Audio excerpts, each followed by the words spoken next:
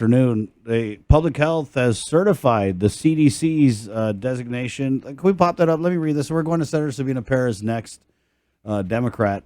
She's the chair of the procurement, and she's got a bunch of different things to talk about. And I also wanted to ask her about procurement in the public health state of emergency. And are we able yet, or does she think we're able to move on with the stale, balale, regular procurement?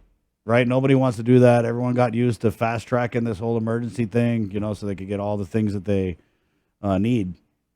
Let's so ask Senator. But in the meantime, let me go ahead and read you guys this release here as the clock has started ticking on the end of the mask mandates. Okay, as Guam is certified low risk in the CDC community level. The Guam achieved low level of risk pursuant to the U.S. CDC community level metrics and achievement certified by public health and accepted by Governor Lulian Guerrero. Pursuant to Executive Order 2022-09, this achievement starts the 14-day timeline. You hear that, guys? Clock's ticking. That's what I hear.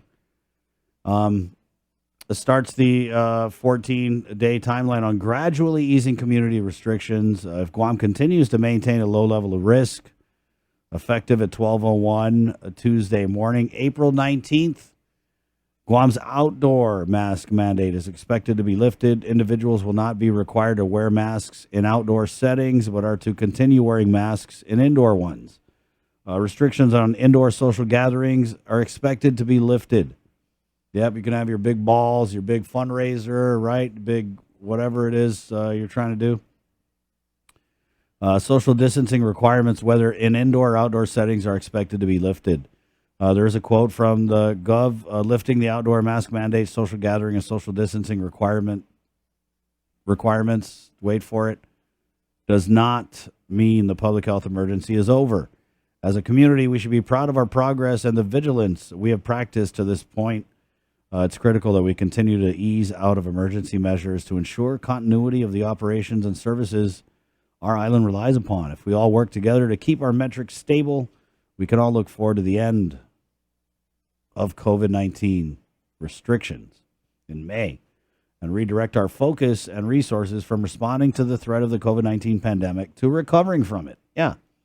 And so that May thing, what that's about is if we're good and get on our best COVID behavior, April 19th, the outdoor mask mandate's lifted. And then 2 weeks after that, which would be on May 3rd, the mask mandate generally, indoor, outdoor, in the bathroom, upside down, head in the ground, underwater, wherever you're at, you don't know how to wear a mask. If things stay on this track. Okay, so that's where we're at this morning, all right? So those of you who are talking about ending the public health emergency or, talking about an exit plan, I think this is it. This is kind of like the exit plan as far as the mandates and the restrictions go. So that's where we're at. It's Thursday, April 7th. Democrat Senator Sabina Perez joins us on the link here. Good morning, Senator Sabina. Good morning, Chris. Good morning, Guam. Thank you for having me on the show today. Of course. Yeah, and we'll just get right into it, Senator. I wanted to ask about the procurement, right? So there's this already a huge debate, and hasn't even been debated on the floor with this resolution 291. You got the governor saying the food stamps are going to end. Senator Tilo is concerned about that. We're wondering about the FEMA. We're wondering about all these things that we're able to do because we're under this public health emergency, and we're wondering what is in jeopardy truly. What's truly in jeopardy? Our lives, or is it a dangerous move, or whatever? So I wanted to ask you, because you're the procurement chair, just your thoughts. Have you come to a decision on whether or not we need kind of to stay in this public health emergency from a procurement standpoint? Well, what I think public health-wise and procurement-wise may not be the same. But I think, with the way the procurement law has been changed, really the emergency procurement has been reformed so that anytime an agency is going to use emergency procurement, beyond 90 days, they have to have a public hearing. And so the first sign of implementation of this law was with the Guam Airport Authority. So they did have a public hearing for their extension of, I believe it was the baggage handling procurement. Um, Nobody showed up, but at that time. But I think, yeah, at this point, the more publicity and more engagement the public has, I think that would increase the pressure on agencies to, wean themselves off emergency procurement. And so I think that, in drafting the law and drafting the bill, there was a balance to be made. There was some recommendation of perhaps avoiding the contract and as a way to end the use of emergency procurements when there wasn't any a good determination for it or the use of it. And so I chose not to go that route because should we really need those services, that would put us in a bind. And so the medium pathway, the intermediate pathway would be really to kind of guide these agencies to wean themselves off emergency. Yeah. I want to key on what you just said there, Senator. You used the word wean, right? And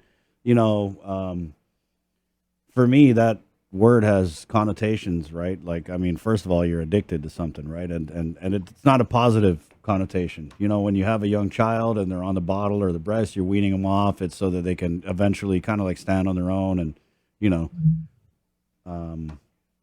grow up.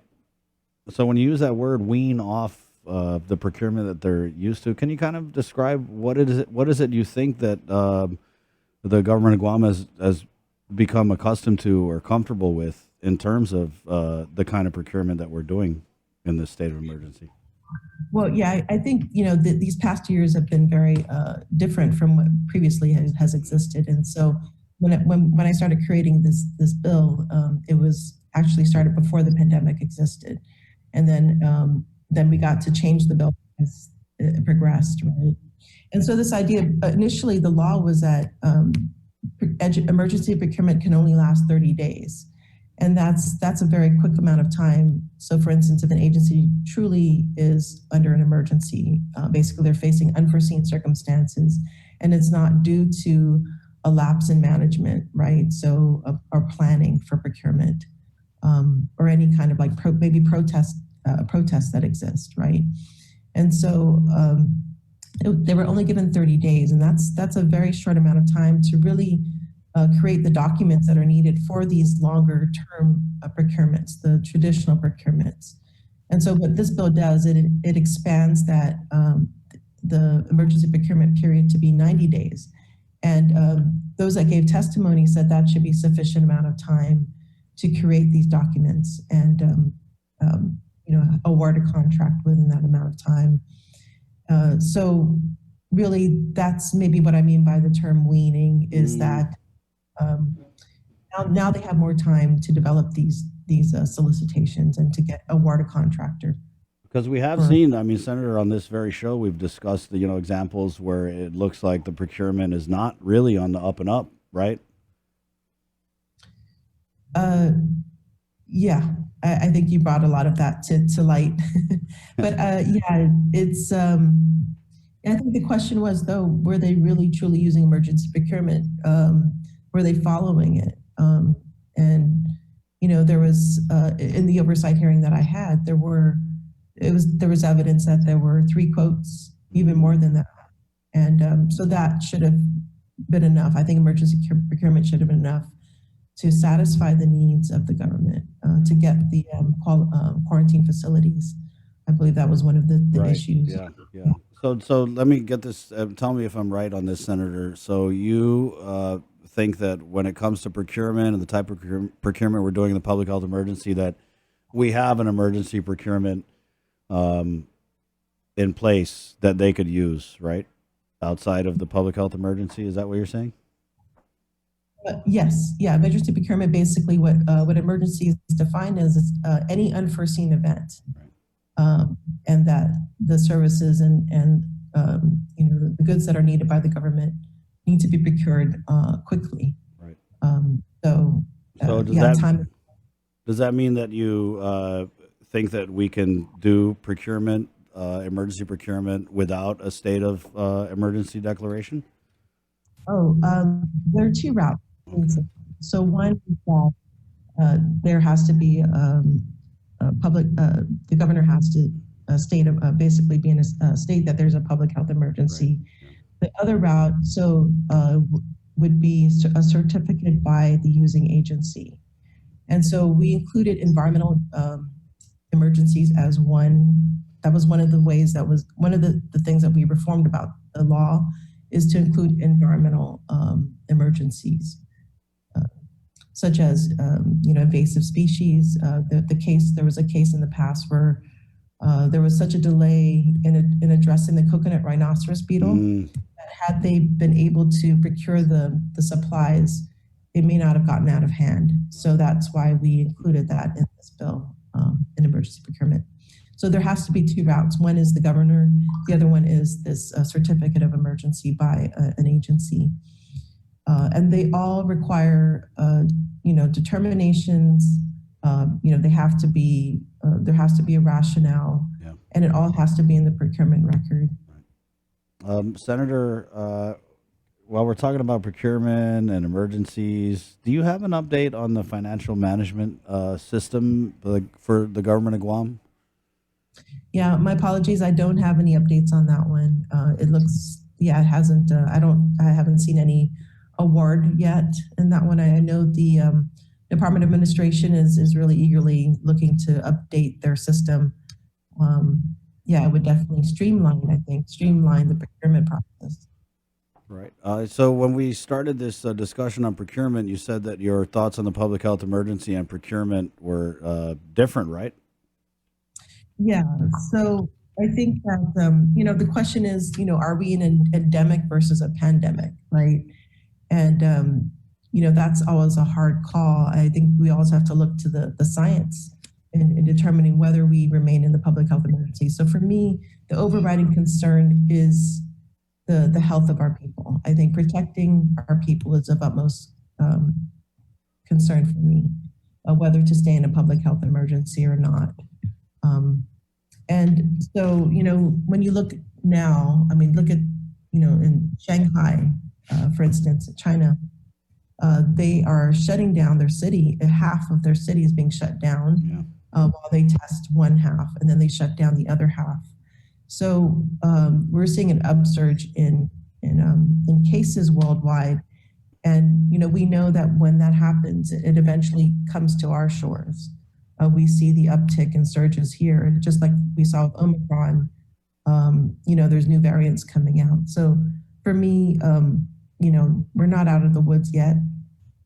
And, the other consideration, I know a lot of jurisdictions in the U.S. are ending their public health emergencies. But I think one thing that is of concern for me is that we have a population with a high comorbidity rate.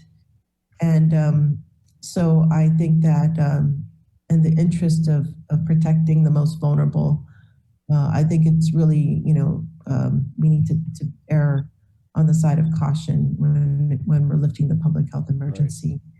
Right. And also, more importantly, is the healthcare capacity. It hasn't dramatically improved. If we're going to, lift the public health emergency, do we have enough capacity? Already in the paper today, the headlines are there's already an increase I'm seeing of cases and hospitalizations. So, so that's something, we have to be very careful before we lift the public health emergency.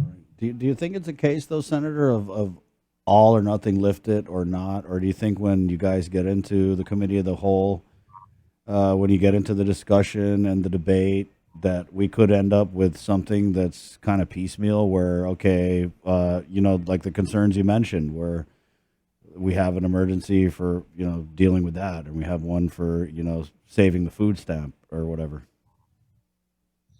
Yeah, I think my perspective is more health-based, science-based. The other logistics of it, of course, is important consideration. But for me, the predominant consideration is the health capacity and the health of our community. Yeah, and that is the big question mark, I think, and that's the big part of the equation. I mean, I totally get it. You're right. Our healthcare system has not dramatically improved at all during this pandemic. And when people talk about, 30 other states have ended their public health emergencies, I would just say, newsflash, this isn't the states. We're a territory. There are many disparities that keep us from being on the same level as an American state, and we just don't have the infrastructure or the healthcare capability in the event that the COVID ramps up super quick. But I wanted to what you said about Shanghai and the variants. I know that there's a few of the doctors that listen to the show, and they've been telling me that we're talking about these. There's surges. There are surges going on, in different parts of the world. But what they're saying is that we've been through those surges because we had Omicron, and what made the Omicron surge so bad was that it was Omicron, and then it was Omicron 2, and so a lot of these places are struggling with the stealth variant, which we've already dealt with, which some of the doctors think that our population would be kind of immune to. Yeah, and that's okay. That's a good point. I think too, managing expectations is also very important. If we're going to lift everything, I think we still need to have certain precautions in place. Whether if it is true that we're protected from due to whatever our Immunity, herd right? immunity, Yeah. so to speak. But I think this idea of going back to norm like prior to COVID, I think maybe need to be modified. I believe it needs to be modified. I think what's more impactful is we swing from one thing to another, right? Removing all the protections, then having all of a sudden to go back to shutting things down. So I think really perhaps the medial approach needs to be taken, so that we can have this expectations. Our expectations are met that okay, we're going to have these precautions in place, and it's not going to be so drastic should there be a sudden surge, right? So the idea is maybe perhaps keeping certain protections in place to prevent such upswings. I think that's probably the approach I would recommend. Right. I mean, I'm looking forward to the debate, and I'm interested to look at what we did in the last surge, right, and the ways that we responded, and what did we do differently, or what do we do that required the public health emergency? Because from what I recall, it was, and I don't want to say it was hands off in the last surge, but remember they didn't really ramp up restrictions, or kind of do anything extra that we did in the previous surges. So, well, I'm just excited for this to get. I mean, just us talking about this, Senator, I can see all the sides of it, right? Because it's a topic where, I mean, how would you fault someone who is just trying to make sure that the people of Guam are safe, right? I mean, it's kind of a hard stance to argue against. Yeah, and I think too, we're also forgetting that perhaps these the viruses do evolve over time, and there's been cases where the most virulent, most dangerous strain eventually evolves into something more manageable. Right. So we're hoping that that's the case, but again, things it may not necessarily evolve into something that's less harmful, but we have to be ready for it, ready for what changes occur with the virus itself. Right. So are you like pretty firm on your stance on the public health emergency? What would it take during the committee of the whole for you to hear to kind of maybe say, oh, we might be good or not? Yeah, I think the science really has to the evidence has to be there. And doing the research too in regards to in the past, when did a pandemic become an endemic? Right. So I think that information would be important to get and to look at. In addition, of course, how do we protect our public? Are the measures sufficient enough to protect our people? Rev and tax, Senator? Yeah, I don't have anything to report at this moment. Labor I, workforce training. uh, yeah, still working on that. There's, the pre-apprenticeships is something that I'm really promoting in order to, get people back to work. There's also something that is of interest to me. I know when the one of the first CARES Act, the first Family First Corona Relief Act, what that provided was basically government was able to subsidy or provide subsidies for workers that had to call in sick. And so they gave tax credits to businesses. There's that. I hope we can do that again or continue to do that while we're in a public health emergency. That for those that are sick, that companies would be provided some sort of relief. Yeah. For the work. That's interesting too, because I know a lot of people who, back when we were contact tracing or whatever, who would miss, up to 14 days just because they were a close contact, right? 'Cause the way we've handled the close contact situation, it evolved throughout the pandemic. But I know a couple of my cousins who, they finished all their leave because they were a close contact and they couldn't go to work for, 7 days or 10 days or whatever the protocols might have been at that Right, time. and that's a hardship. And some Yeah. workers actually come to work sick because they need the money. Reality. So that needs to be extended through ARPA funds. Hopefully, we can use those funds for that. Environment, Senator. So yeah, I introduced a bill. It's a Zero Waste Act. And what it does, it would reprogram the funding for the Recycling Revolving Fund to go towards zero waste projects. Right now, the US EPA, the plan is to reduce waste 50% by 2030 and 70% by 2045. And I think that's very achievable here on Guam because almost half of our waste stream is biodegradable. So a lot of that can be turned into compost material, which is a useful product. It helps to promote water conservation as well as soil health. That could be the basis for building up our agriculture, producing locally.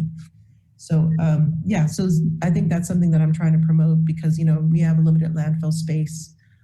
It would also help to reduce the costs of having to truck the waste down to the south. Most of the residents and businesses are up in the north and the trash is trucked down to the south. So if you imagine 50% reduction of waste going down to our landfill, which means 50% reduction of, the use of gas, the roads, that sort of thing. That's a huge benefit for, the environment for, economically speaking. It's something that I would like to really promote. This is something that's been in the works, I think, for 15 years. This is something that I've promoted for 15 years, and wow. It's taken this long to get to this point, and definitely would like to advocate for this and work towards it. Well, I wish you luck on that, and if it's anything like your last couple bills, should be pretty okay. As I saw the release from your office that you had two bills to strengthen public trust passed unanimously. This is the release from Senator Sabina Perez's office. There's one about insurance. Doesn't sound so sexy, but this bill 236 aims to increase transparency and accountability of the use of small purchases by requiring 3 positive quotes from qualified vendors and by strengthening documentation and reporting requirements for all government agencies, including autonomous and semi-autonomous, in addition to line agencies. So you got all of your colleagues to vote on this. Wow. And not only that, I got a lot of collaboration on how to improve the initial bill that I introduced. And so it just made it stronger. And really, it answered a lot of, basically, I just want to say thank you to the stakeholders that came to me. And they actually, they gave me this idea to perform small purchases because really there's very little transparency when it comes to small purchases. And yet the auditor, the OPA, came out with a report saying that a lot of these small purchases add up to large purchases, especially if they're using it in a serial manner. Right. Yeah. And not only that, there was evidence to show that there was preferential treatment for some vendors. So when we're talking about improving procurement, we want to project this idea that the procurement is fair, and by doing so, it fosters competition and best value for the government. So, so I want to thank my colleagues for their support on this. Right and all the on. things. Right on, Senator. Thank you. Oh, thank you so much. We'll see you. Be safe. Yeah, likewise. Take care. Yes, Take care. Okay. Senator Sabina Perez there. Yep. Procurement. She's been a steady on the link, even from when it was containing COVID and procurement. I mean, we've talked about so many procurements here, whether it was the quarantine facilities or the emergency golf carts or whatever. So she seems to think that we have an emergency procurement. Well, we do have an emergency procurement statute in place that would allow the government to move quickly, and that they don't necessarily need the emergency procurement that we're using under the Emergency Health Superpowers Act. It's 8:04, Thursday, April 7th. Good morning on you guys. How are we doing, Facebook Live? Good to see you guys. Samantha Baker.